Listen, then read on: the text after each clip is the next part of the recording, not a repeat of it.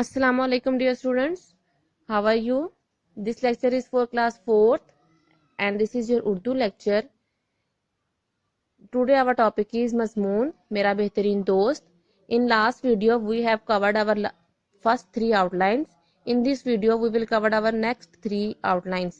ہمارے آج کے 3 اہم نکات ہیں عبادت گزار, بڑوں کی خدمت اور ورزش. سب سے پہلے ہم عبادت گزار کے بارے میں بتائیں گے. آپ کا دوست عبادت کرتا ہے. عبادت کا مطلب ہوتا ہے اللہ کا حکم ماننا یا اس کی رضامندی کے مطابق زندگی گزارنا.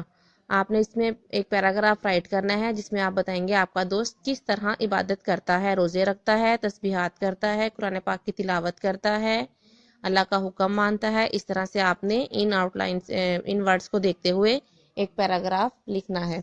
نیکسٹ ہماری آؤٹ لائن ہے بڑوں کی خدمت.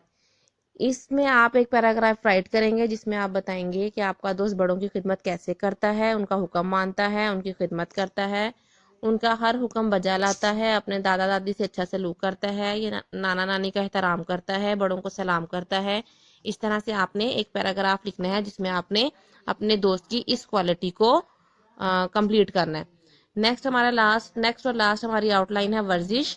اس میں آپ نے بتانا ہے کہ آپ کا دوست ورزش بھی کرتا ہے, صبح سویرے وقت پر اٹھتا ہے, اپنا سارا کام وقت پر مکمل کرتا ہے اور ورزش کرنے جاتا ہے, وقت کی پابندی کا خیال رکھتا ہے, پارک میں جا کر ورزش کرتا ہے اور صبح کی سیر کرتا ہے. اس طرح سے وہ بہت صحت مند رہتا ہے, اس کی صحت بہت اچھی ہے.